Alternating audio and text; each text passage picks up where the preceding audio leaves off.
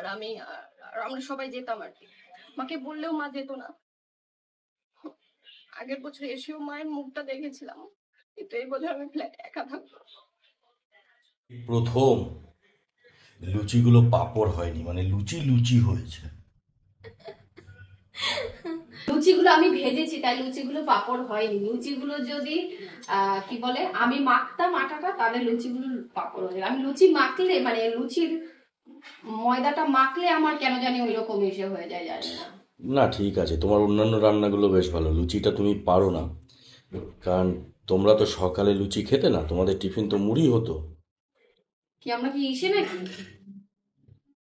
বর্ধমানে ছিলে না তুমি? বর্ধমান নাকি মুড়ি ঘুগনি? কিন্তু বাকি শিখে গেছো তুমি অনেক এখন।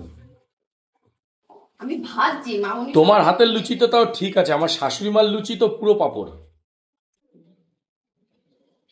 মা করতে পারতো না ভালো লুচি। তারপরে তো সেই লুচি বানাতো পরের দিকে গিয়ে, তুমি যেহেতু খেতে ভালোবাসতে, লুচি বানাতো গরম জল দিয়ে মেখে তেল দিয়ে এসে করে, তারপরে অনেক সময় কড়াইতে নেড়ে রুটি বানাতো। লুচি ভালো বানায় মোনা মাসি, চাকদাল মাসি। মানুষ চলে যায়, কথা থেকে যায়। বাহ, ইমপ্রুভ ইমপ্রুভ হচ্ছে ডে বাই ডে। ভাজি বলে ইমপ্রুভ হচ্ছে। আমার মনে আছে বিয়ের প্রথম বছর আমি যখন লুচি বানাই, একদিন সর্ষের তেল দিয়ে লুচি বেলেছিলাম, মানে সর্ষের তেল দিয়ে লুচি ভেজেছিলাম। ওটা হয় হয়, শুধু তোমারই না, প্রত্যেক মেয়েদেরই এটা হয়। প্রথম প্রথম শ্বশুর বাড়ি এসে একটু নার্ভাস, তারপরে অনেকদিন পর রান্না বান্না, ঠিক আছে, তো একটু নার্ভাসনেস ফিল হয়। অনেকদিন পর রান্না বান্না না, অনেকে রান্না বান্না করেও না, মা অনেকের মা করতে দেয় না, মা বাবারাই করতে দেয় না মেয়েকে। এটা এটা মা বাবাদের একটা বৈশিষ্ট্য। অনেকদিন পর না, মানে না না, বাপের বাড়ি তো মেয়েরা, তুমি চাইবে তোমার মেয়েকে রান্না করুক, সব বাবা মাই চায়। আমি চাই যে আমিও চাই সোনার রান্নাটা শিখুক, হ্যাঁ সবারই সব, আমিও চাই, হ্যাঁ। পারিনার মধ্যে না না, সেটা আমি বলছি না, অনেক বাবা মা চায় যে মেয়ে কিচেনে যাবে, হাত পুড়ে যেতে পারে, কেটে যেতে পারে। এটা এটা এটা মায়ার থেকে, এটা অন্তর থেকে আসে, মানে চায় সব বাবা মাই আমার মেয়ে একটু ভালো রান্না শিখুক, কিন্তু একটা বুক ধরপাড়ানি করে যদি কিচেনে যায়, যদি অ্যাক্সিডেন্ট হয়ে যায়, কিছু হয়ে যায়, তারপরে যখন হঠাৎ মেয়েরা শ্বশুরবাড়ি চলে যায় তো পুরো পৃথিবীটাই বদলে যায়। আমি যখন আসি গিয়ে, এখন আসি প্রায় অনেকদিন আগে থেকে পুজো দেয়, তো যখন পুজো দেয় ওকে আমি বলেছি তুমি পুজো দেবে, কিন্তু তোমার যখন 12-13 ইয়ার্সেরও বেশি হবে তখন তুমি মোমবাতি ধরাতে পারবে, তার আগে তুমি দেশলাই ধরবে না, মানে ঠাকুরের ওইখানে অন্তত দেশলাই ধরবে না। কারণ এখন মানে ভয় লাগে, এটাই হচ্ছে কথা। কিন্তু আমি চাই, না পারার মধ্যে কোনো ক্রেডিট নেই, সব পারবো। পেরে আমি যদি শরীর অসুস্থতার কারণে করতে না পারি সেটা আলাদা কথা, তাই না? চলো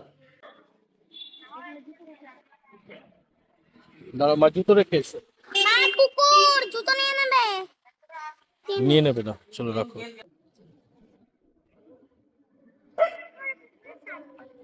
আমরা হচ্ছে এখন রক্ষাকালীতলা পুজো দিতে এসেছি, অনেকদিন ধরে বলছি পুজো দেবো দেবো, কিন্তু কিছুতেই আর হচ্ছে না। তো আজকে ফাইনালি আমরা চলে এসেছি পুজো দিতে। এটা ধুতে হবে না, কিন্তু আমি বলবো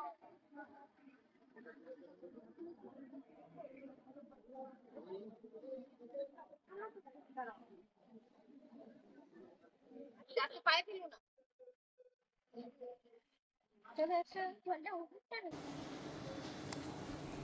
আমাদের রক্ষাকালীতলায় পুজো দেওয়া হয়ে গেছে, এখন রক্ষাকালীতলার পাশের মন্দির, মানে রক্ষাকালীতলা পুজো দিতে আসলে প্রত্যেকবারে শিব মন্দিরেও একবারে পুজো দিয়ে যায়, তবে অনেকদিন পরে এলাম।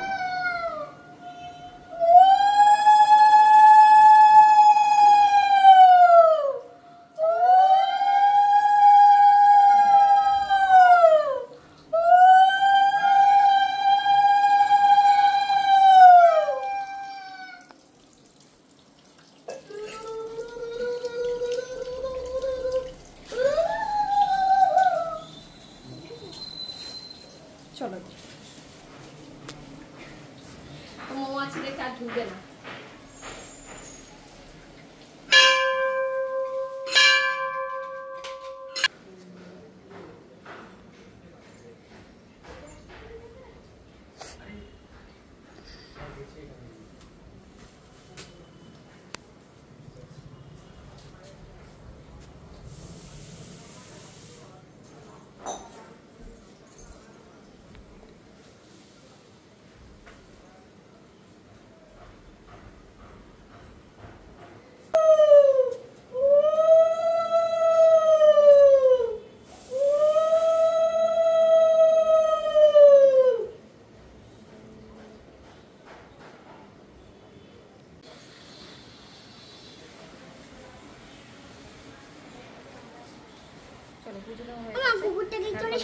বাড়ির উদ্দেশ্যে বেরোবো, দেবো না?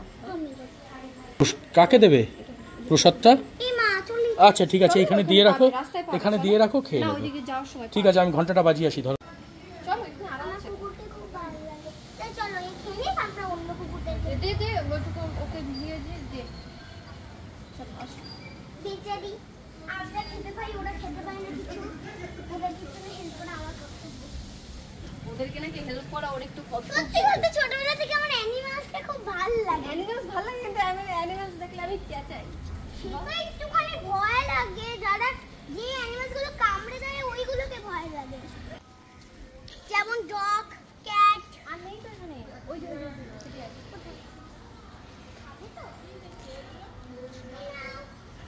আরশি অ্যানিমালস ভালোবাসে, কিন্তু অ্যানিমালসদের মানে সামনে আসলেও একটু আগে কি চেঁচানি দিয়েছে। ওই জন্য খাচ্ছে, আরেকটা পিস্তি আসি দাও। না চলো, আবার ওই যে ওকে একটু দাও। কোথায় আর কোথায়? তারপরে প্রসাদ নিতে হবে তো, আমরাও তো প্রসাদ নিব। দাও আমাকে দাও।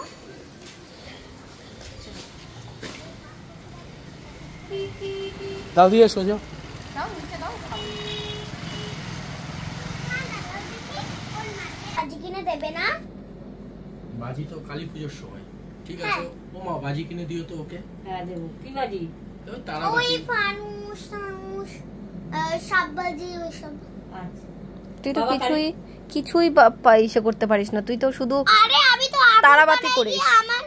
আমি তো আগরপাড়ায় গিয়ে আমার রিলেটিভদের সাথে প্রতি বছর ফেস্টিভ্যাল পূরণ করি। রিলেটিভ কে? শিবম মামা, অংশু মামা, ওদের ছাড়া আমার কোনো ফেস্টিভ্যালই হয় না। তাহলে বাবা কালী পুজোটা থাকলে পুরো সম্পূর্ণ হতো, তাই বল?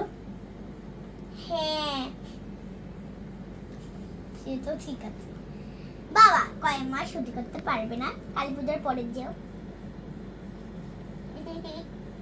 কালী পুজোটা থাকলে মা আমায় বাজি কিনে না দিল, তুমি তো দেবে। তারাবাতি কিনে দেওয়া হবে। মা আছে, দাদি আছে। ওইসব তারাবাটি দিয়ে কাজ হয় না। কি বাতি তাহলে? ফানুস, তারপরে কোনো ফানুস, সাববাজি। এইটাই হচ্ছে মানে কথার কথা। মানে আমার তো পছন্দ হোলি। প্রত্যেক বছর বাবা থাকে না, তার মানে তারাবাতি ছাড়া কিছুই ফাটাতে পারে না, ভয় এসেছে পায়। হোলি, এসেছে আরে এখন বাবা চলে যাবে, হোলি এসেছে। এখন হচ্ছে বায়না ধরেছে, বাবা তুমি আমাকে তারাবাতি, ফানুস এগুলো কিনে দিয়ে যাবে। ও মা, মা বাবার সাথে দিন থাকতে পারবে। তাহলে কি হবে সেটার ব্যাপারটা, তাহলে কি? চলো পড়া থেকে উঠে একটুখানি বাবার সাথে গিয়ে গল্প করি। এইটাই হচ্ছে মেন উদ্দেশ্য, কারণ পড়াশোনা করতে আর ভাল লাগছে না। কালকে বাবা চলে যাবে, সেই জন্য এখন বাবার সাথে গল্প করলে বাবার ভালো লাগবে, সেইটা তার 3 মাস পরে মনে পড়েছে যে বাবার সাথে গল্প করলে বাবার একটু মন ভালো লাগবে। পড়ায় কিভাবে ফাঁকি দেওয়া যায়, তাই তো? ভালো লাগছে না মা। আজকে হাজবেন্ড চলে যাবে, তো প্রত্যেক বছরই এই দিনটাতে একটা অন্য রকমের ফিল হয়, কিন্তু এতটা ভেতর থেকে কষ্ট হয় না যতটা কষ্ট আমি এই বছর ফিল করছি। কারণ প্রত্যেক বছর মা আসে, আগের বছরও মা ফ্ল্যাটে ছিল, আমরা দিতে গেছিলাম এয়ারপোর্টে, মা এখানে মানে আমার ফ্ল্যাটে ছিল। এই বছরটাই একমাত্র যে ছেড়ে আসবো। প্রত্যেক বছর যতবার আমি আশির বাবাকে দিতে গেছি এয়ারপোর্টে, প্রত্যেক বছর মা ফ্ল্যাটে থাকতো আর আমরা সবাই যেতাম আর কি। মাকে বললেও মা যেত না।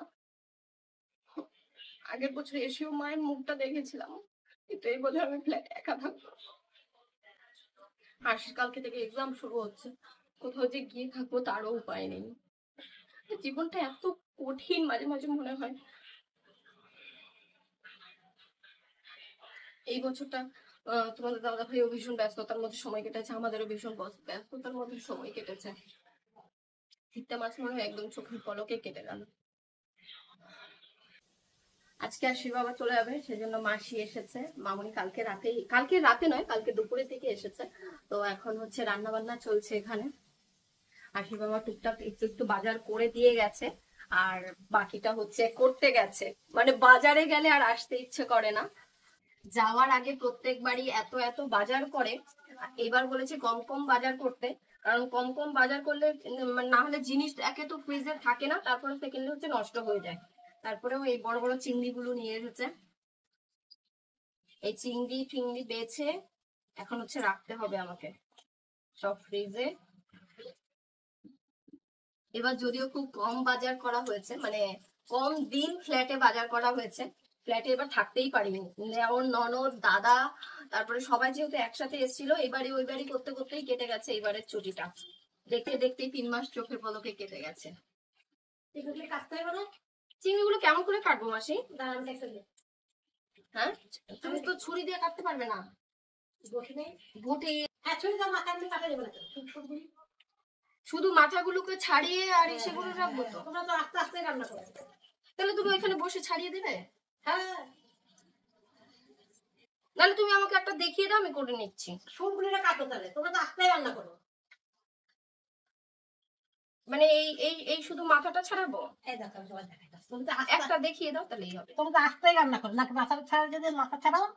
মাথা ছাড়াবো না? ছাড়াবো না, এটা দেশি চিংড়ি মনে হচ্ছে। ছাড়াইতে পারো।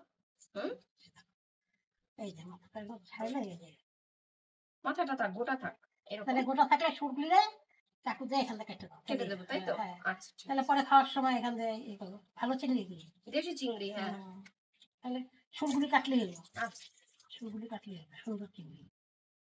হাত দিয়ে নাও সকাল দিয়ে। তবে ওই যে এটা খাবার আছে, ওই যে ওইখানে আছে। পছন্দের পছন্দের খাবার বাজার করে নিয়ে এসেছে, মানে যেগুলো আমি পছন্দ করি, আশি পছন্দ করে।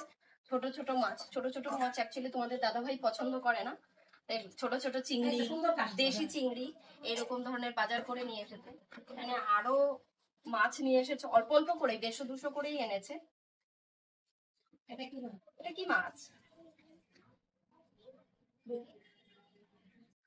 লাল আছে হ্যাঁ, না ওই যে বড় চক্ষু মাছ না কি মাছ? না, না বড় চোখ মাছ না। বড় মাছ খাই না, বড় মাছের নামও জানি না। বড় চোখ মাছ না। আমি তো বাজারে গেলে বড় মাছ যেখানে আছে সেখানে যাই না। ট্যাংরা। ট্যাংরা, হ্যাঁ। দেশি ট্যাংরা। আমাদের এখানে দেশি ট্যাংরা 800 টাকা কিলো, এখন শুনলাম 1000 টাকা কিলো হয়েছে। মানে মটনের থেকেও দাম বেশি হচ্ছে দেশি ট্যাংরার। আর আমি দুজনেই এই ট্যাংরা খেতে খুব পছন্দ করি। আমি বাজারে যাই বা তোমাদের দাদা ভাই বাজারে যাক, ট্যাংরা মাছ আসবেই আসবে আমাদের বাড়িতে। ট্যাংরা মাছ খুব ভালো খায়।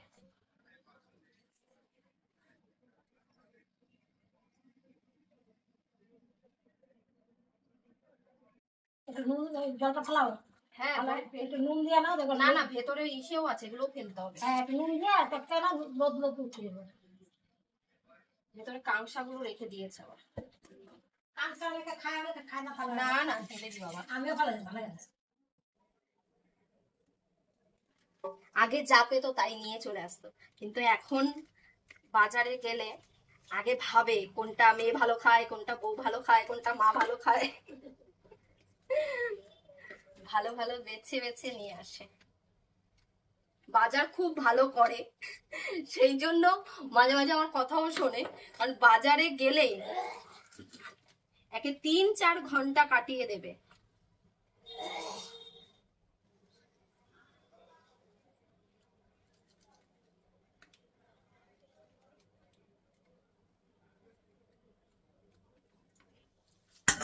আর আমাদের বাড়িতে বেশিরভাগ সময় কিরকম রান্না হয় বলতো?